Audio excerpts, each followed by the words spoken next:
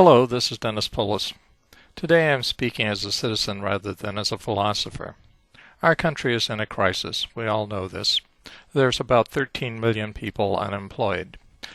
Meanwhile, corporate profits have accumulated at an annualized rate of $1.66 trillion. This amounts to $127,000 for every unemployed person. Clearly, our corporations could afford to hire people and increase their profits at the same time. However, they have no incentive for doing so. Republicans tell us that corporations will not hire people because of uncertainty as to what will happen in the economy. Yet if we pass laws which promote the hiring of people, this uncertainty will disappear. The way to do this is very simple. Republicans tell us exactly what we need to know. That by changing tax policy, we can encourage corporations to hire more people. The way to do this is very simple. We incentivize the hiring of more people.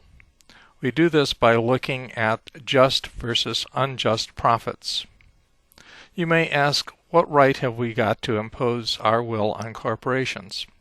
We have to remember that corporations are not human beings. They're not persons.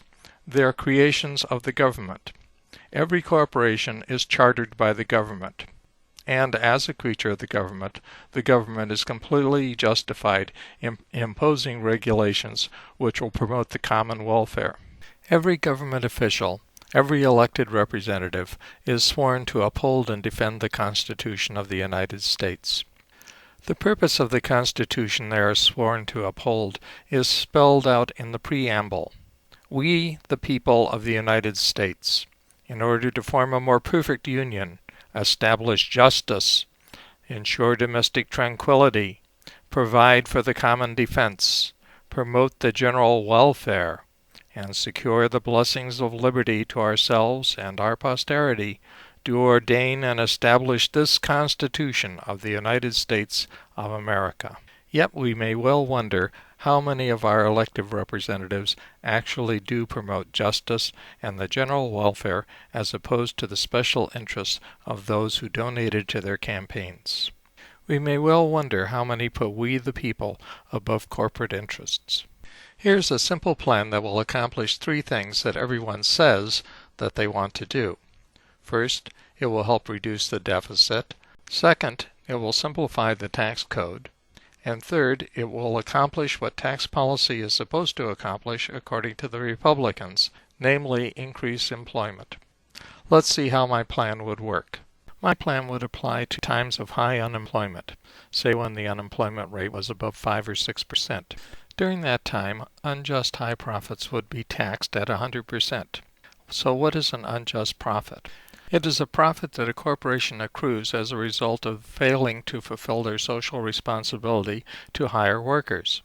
So in this case, we have $127,000 per unemployed worker. If the corporation had hired that worker, it would have cost them $57,720, so that part is unjust, and the just profit is the difference, $69,280. There would be no surcharge on the just profit, but there would be 100% surcharge on the unjust profit. Corporations would quickly learn that by hiring more people they paid less tax, and the economy would improve as unemployment went down and demand went up.